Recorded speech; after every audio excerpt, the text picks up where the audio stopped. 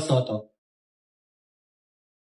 Magandang umaga po sa ating lahat, Congressman Roman, Vice Mayor Dodot, sa ating mga konsehal, at sa lahat ng kawani ng ating nasyonal at lokal na pamahalaan. Tayo po'y taus-puso nagpapasalamat ngayong National Bible Month at ngayong umaga na ito. Una sa City of Pasig Ministers Alliance, Chairman Pastor Arnel. Asan po siya? Ayun. Chairman, Pastor Arnel and company kina Pastor Nelson at lahat ng mga kasama natin sa CPMA. Maraming salamat po sa inyo. Hindi lang para sa flag raising natin ngayon, kundi sa tuloy-tuloy na partnership ninyo sa ating lokal na pamahalaan. Ganoon din po kina Ma'am Vanessa ng Philippine Bible Society at sa buong United Bible Societies. At sa lahat pa po ng mga kasama natin sa iba't ibang aktibidades para sa National Bible Month. Maraming salamat po. Yun lang po muna. Sa susunod na po mga announcements ni Dr. Panaligan. Magandang umaga sa ating lahat. Adjourn na po tayo.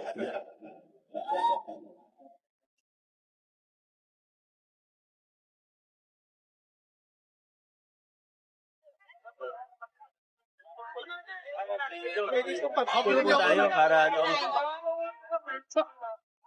Salamat na. Tayo medyo.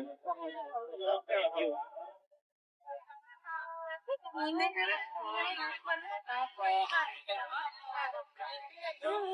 Ano po yung ginagawa mo? Hawak lang.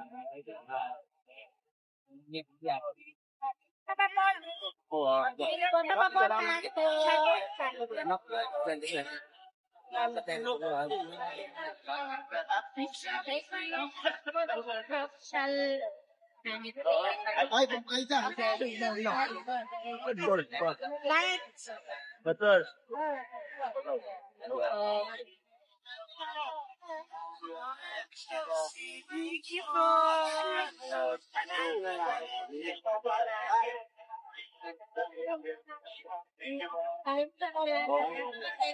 Ngayon po ay ginugunita natin ang mga sumusunod. Week 3, National Mental Health Week, Proclamation number 432, Series of 1957, National Cancer Consciousness Week, Proclamation number 1348, Series of 1974, Autism Consciousness Week, Proclamation number 711, Series of 1996, January 23, Araw ng Republikang Pilipino, 1899, Proclamation number 533, Series of 2013. Para po sa National Bible Month by Philippine Bible Society, tinatawagan po si Pastor Arnel Alan Paul.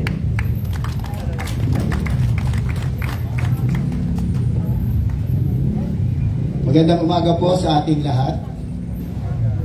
Sa araw na ito po ay ginugunita natin ang pagpapasimula po ng National Bible Week 2026 celebration sa buong Pilipinas, at ang lungsod ng Pasig po ay nakikiisa sa pagdiriwang na ito. Dahil po ang National Bible Week ay nagkaroon ng maraming presidential proclamation. Yung una po, 2242 ng ating Pangulong Ferdinand Marcos, Proclamation number 44 kay President Corazon Aquino, and Proclamation number 1067 kay President Fidel B. Ramos. At yung huli po ay yung Presidential Proclamation number 124 ng ating dating Pangulong Rodrigo Roa Duterte. Dito po ay ginawa na niya na National Bible Month instead na National Bible Week lang. Yun po ang proklama ni President Duterte.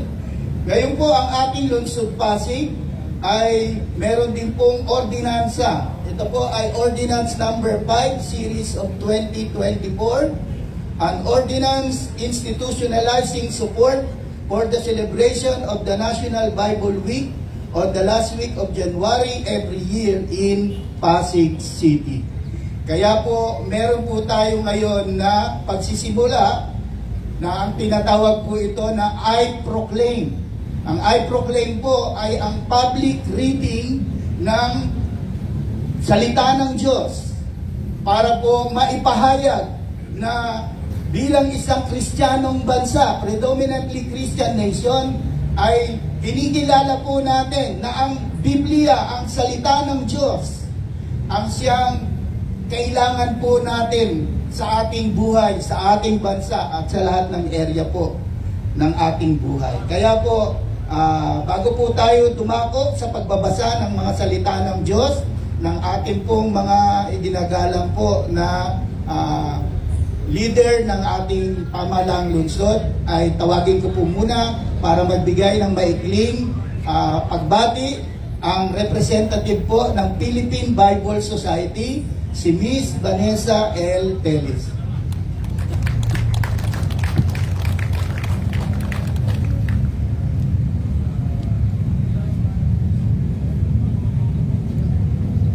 Magandang araw po sa inyong lahat. Isang mainit na pagbati po mula sa Philippine Bible Society. Happy National Bible Month po sa inyong lahat.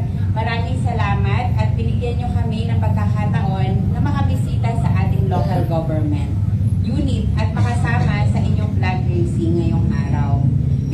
Bilang Bible Society, ini-encourage po talaga natin ang ating mga kababayan na basahin ang Biblia.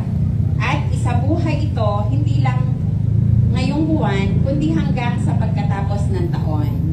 Napakahalaga na haharapin natin ang bawat kaganapan sa buhay, masaya man o malungkot, kasama ang salita ng Diyos. Ngayong 2026, ang theme para sa National Bible Month ay God's Words brings life to our hearts and homes. Ang ibig sabihin ng life dito ay love, faith, integrity, faith, and engagement. Nanggaling ang theme sa John chapter 13 verse 34, kung saan sinabi ni Jesus na, I give you a new commandment, love one another as I have loved you. So, you also should love one another. Nakasulat din sa Deuteronomy chapter 32 verse 47 na God's teachings are not empty words. They are your very life. Kayang baguhin ng salita ng Diyos ang ating buhay. At kung may puso tayo na makinig sa ating Diyos, gagabayan niya tayo sa pamamagitan ng kanyang salita. At magiging bahagi ang love, integrity, faith, at engagement ng ating mga puso, mga tahanan, at maging ng ating bayan. Kaya ngayong Enero, sama-sama po nating i-celebrate ang National Bible Month. Sama-sama nating basahin ang salita ng Diyos. Ipahayag ang katotohanan ng buhat dito at hayaan na baguhin ito ang ating buhay. Maraming salamat po at magandang araw muli sa ating lahat. May God bless us all. Ngayon po, darako na tayo sa pagbabasa ng salita ng Diyos. At ito po'y pangungunahan ng ating mga puno ng ating lungsod. Simula po sa ating mga councilor, mula po sa District 2 at District 1 at District 2. Tawagin ko po muna si Consi Angelo De Leon ng District 2 Councilor. Thank you po, Pastor. Ang salita ng Diyos. Ipinaproklama ko ang Joshua 1 verses 7 to 8. Basta't magpakatatag ka at lakasan mo ang iyong loob.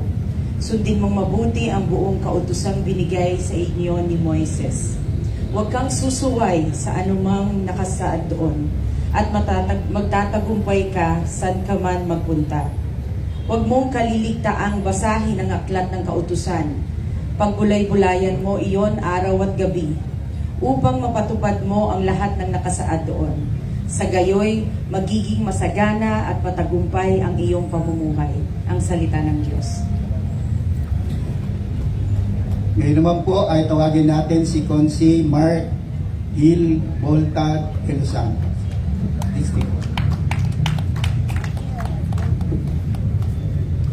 Magandang umaga po sa lahat. Ipinoproklama ko ang 1 Kapitulo 6, talata 66 hanggang 68. Mula nooy, marami sa kanyang mga alagad ang tumalikod at hindi na sumama sa kanya. Tinanong ni Jesus ang 12, "At kayo, gusto rin ba ninyong umalis?" Sumagot si Simon Pedro, "Panginoon, kanino pa kami sasama? Nasa inyo ang mga salitang nagbibigay ng buhay na walang hanggan." Tawagin naman po natin ang ating iginagalang po na kinatawan sa ang ating pong Congressman Roman Romulo. Magandang umaga po sa ating lahat. Ipinoproklama ko ang Mateo chapter 6 verses 31 to 34. Kaya't huwag kayong mag-alala na baka kayo kapusin sa pagkain, inumin o damit. Hindi ba't ang mga hentil ang mga nababahala tungkol sa mga bagay na ito? Alam na ng inyong Ama na nasa langit na kailangan ninyo ang lahat na ito. Ngunit higit sa lahat ay bigyan halaga ninyo ang kaharian ng Diyos at ang pamumuhay ng ayon sa kanyang kalooban, at ibibigay niya sa inyo ang lahat ng mga bagay na ito. Kaya nga, huwag ninyong alalahanin ang bukas, sapagkat ang bukas ang mag-aalala sa sarili niya. Sapat na ang inyong mga suliranin sa bawat araw-araw. God bless po sa ating lahat. Ngayon naman po, tawagin po natin ang ating Vice Mayor, Robert Jaworski po.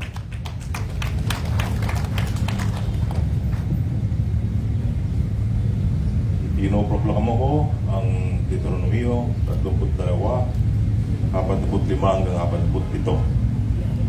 Pagkatapos kasi ni Moises ang lahat ng ito sa harap ng buong bayan ng Israel, sinabi niya, "Itanim ninyo sa isip ang mga salitang narinig ninyo sa akin ngayon. Ituro ninyo sa inyong mga anak upang masunod nilang mabuti ang buong kautusan. Mahalaga ang mga salitang ito sapagkat dito nakasalalay ang inyong buhay. Kung ito'y susundin ninyong mabuti, mabubuhay kayo ng matagal sa lupaing sasakupin ninyo sa kabila ng Jordan."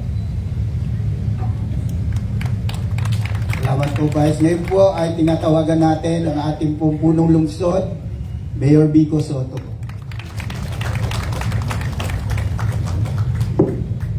Ipinoproklama ko ang 1, 13, 34 hanggang 35. Isang bagong utos ang binibigay ko sa inyo ngayon, magmahalan kayo. Kung paano ko kayo minahal, gayon din naman magmahalan kayo. Kung kayo'y may pagmamahal sa isa't isa, makikilala ng lahat na kayo'y mga alagad ko.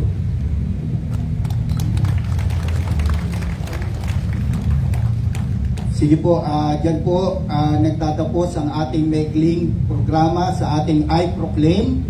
At sa ngalan po ng City of Pasig Ministers Alliance ay nagpapasalamat po kami na kasama po natin ang pamahalaang lungsod ng Pasig sa paggunita po ng National Bible Month Celebration 2026. Salamat po.